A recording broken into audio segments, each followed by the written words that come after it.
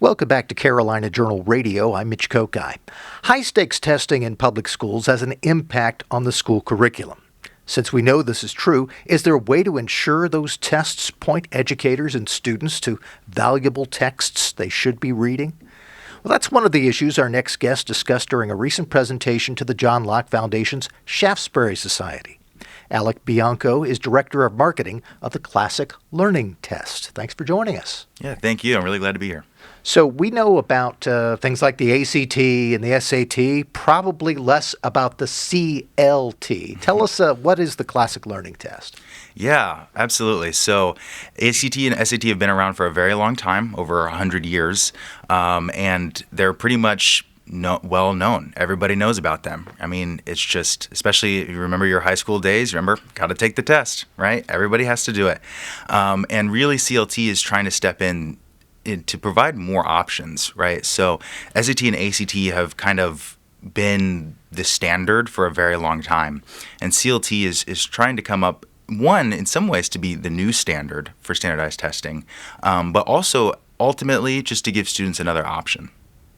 Yeah, so CLT, tell us a little bit about how it's different from ACT and SAT. Absolutely, yeah, great question. So I would kind of characterize it in two different ways. So the CLT is different, one sort of practically, and then also philosophically, missionally, why we're different. I'll start with the former. So CLT is different from SAT and ACT. One, we are, quote unquote, the green option in the sense that we're up to times with the technology that we have. For SAT and ACT have had access to, same-day test results, online testing for a long time and have chosen not to do that. CLT tries to make that a better experience, test-taking experience for students by being online, by delivering those same-day test results, by being a shorter exam. We're only about 2 hours. So we also offer, accommodations for students, and that only brings it up to 4 hours rather than essentially an entire day of testing. We know that students are essentially potatoes after a couple of hours of testing. So we try to keep it shorter, but still a rigorous exam. On the other hand, you have kind of missionally, why are we here? Why another test? We get that question all the time. Why on earth would I want another test, right? Colleges ask this, students, teachers, etc. And the reason really is, again, options. SAT and ACT have served primarily one audience for the last 50 years, which is traditional publicly educated students. But as I'm sure you know, those aren't the only kinds of students out there. There are movements growing, like the homeschool movement, which is anywhere between 3 to 5% of the population. They're not using a Common Core standards. They're not a part of the traditional public education system at all, purposely so. This also doesn't include private schools, to some extent charter schools, online schools. There's a whole myriad of students out there that are being underserved by the SAT and the ACT. And so the CLT is another option for them. That is a better fit for their curriculum that they're using and the style of education that they choose. We are chatting with Alec Bianco. He is Director of Marketing for the Classic Learning Test, or CLT. In terms of the types of things the students will face, what are some differences? I mean, I think most of us have gone through either the ACT or SAT and know you're doing these math questions, you're reading English and English essays and then trying to answer questions about them. Is CLT similar in that respect, or does it cover other things? It's very similar. We actually have a great respect for what the SAT used to do probably 20, 30 years ago. As far as an exam. It was more of a blend of aptitude and achievement, meaning it tested critical thinking and logic skills, reasoning skills, as well as basic math skills, English grammar, stuff like that. So the CLT is trying to bring that back, that kind of holistic education in mind, more of a traditional liberal arts education, in the sense that it's testing both aptitude and achievement. So it's going to look similar to the SAT, multiple choice questions, English grammar, verbal reasoning, mathematics questions, but you might see a couple of things you've never heard of there before, like analogy questions, which there used to be on the other exams, but are now on the CLT, kind of bringing that back. One of the things that I understand is part of the reason why it's called classic is that there is a focus on classic texts, or getting people to read the types of things you would want them to read and not perhaps some of the things that SAT and ACT have been moving people toward reading.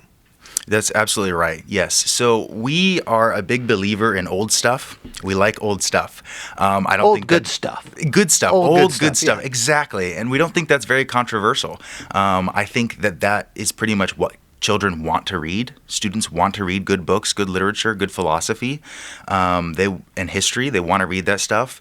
We also know that students should be trained up to be citizens of where they are here in the United States. They need to be fluent in the Constitution, in the Declaration of Independence, and the Founding Fathers. So we wanted to put that kind of stuff back on the exam. It's the good stuff. It's the stuff we should be reading. A lot of people already are reading, and it's not reflective in our standardized tests. Now, some of the folks listening to us are going to say, well, this sounds good, but what about these colleges or people that need to have this information? They know the ACT and the SAT. CLT may not be as familiar to them. Mm-hmm. Is this the type of thing that some colleges and universities are starting to look to? Absolutely, yeah, and thanks for bringing that up. So the colleges are interesting. I'll let you in on a little secret about higher education. Parents are in charge, not the admissions counselors, right? It's not the same thing as it used to be, 50, 100 years ago, where everybody was expected to go to college and you had to go to college in order to get a great career or to get a great education. People are finding alternatives.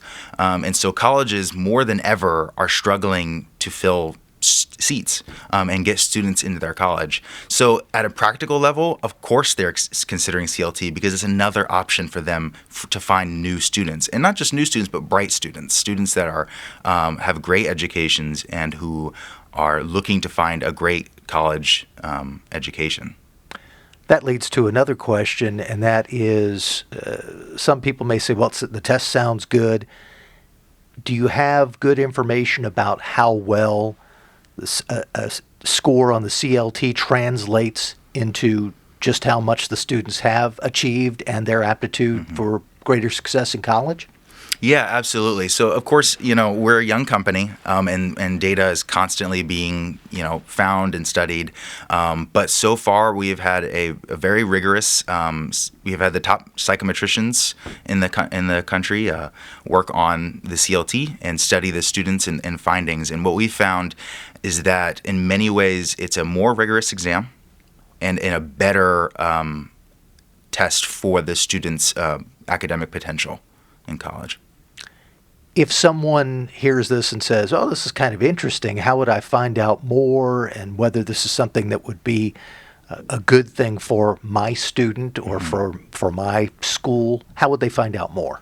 Yeah, so what I would do is go to our website, cltexam.com, cltexam.com, and you'll find most of the information you need there. We also have you can call in or send us an email at info@cltexam.com at any time to find out more information. We offer 3 exams from 7th grade to 12th grade, so we pretty much can work with your high schooler at any level. So that, once again, was cltexam.com.